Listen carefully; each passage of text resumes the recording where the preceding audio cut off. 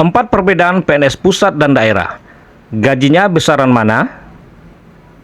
Menjelang seleksi calon pegawai negeri sipil CPNS 2025, para pelamar diimbau untuk memahami perbedaan antara PNS pusat dan PNS daerah.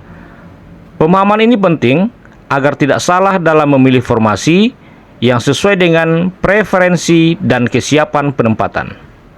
Apa itu PNS pusat dan PNS daerah? Secara umum, PNS pusat adalah pegawai negeri sipil yang bekerja di instansi pemerintah pusat seperti kementerian, lembaga non-kementerian, dan badan-badan nasional lainnya. Mereka biasanya ditempatkan di ibu kota negara atau kota besar lainnya dan bekerja untuk melaksanakan kebijakan pemerintah di tingkat nasional. Sebaliknya, PNS daerah bekerja di lingkungan pemerintah daerah seperti pemerintah provinsi, kabupaten, atau kota.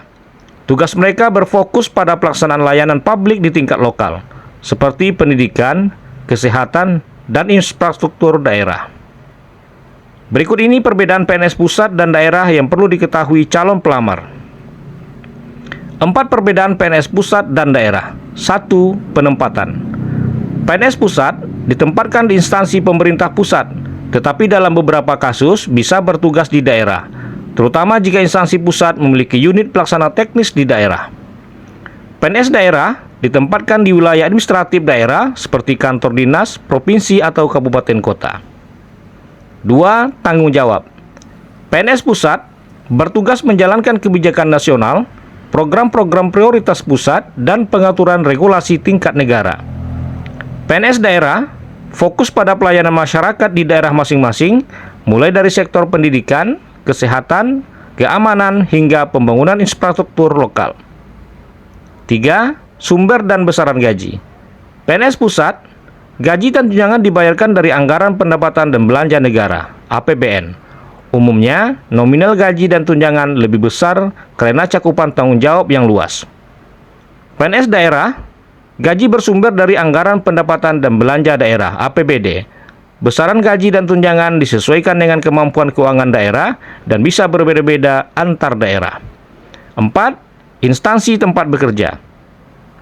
PNS pusat bekerja di bawah kementerian atau lembaga nasional seperti Kemenkeu, Kemendikbud, atau Kemenlu. PNS daerah bernaung di bawah dinas atau badan daerah seperti Dinas Pendidikan, Dinas Kesehatan, atau Bapeda. Penempatan PNS pusat bisa di daerah, ini daftarnya. Perlu dicatat bahwa tidak semua PNS pusat ditempatkan di Jakarta atau kota besar. Beberapa instansi pusat juga menempatkan pegawainya di daerah karena memiliki kantor cabang atau unit pelaksana teknis UPT di seluruh Indonesia.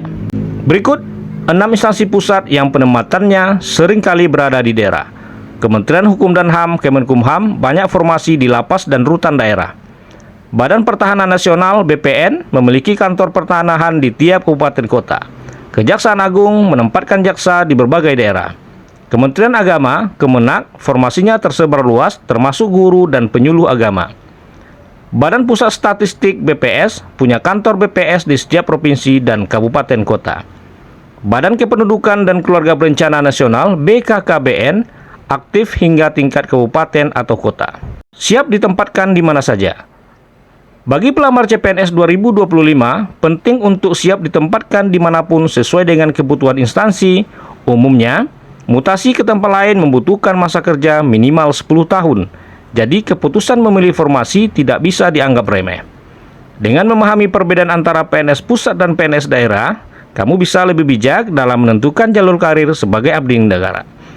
Demikian 4 perbedaan PNS pusat dan daerah. Semoga informasi ini bermanfaat.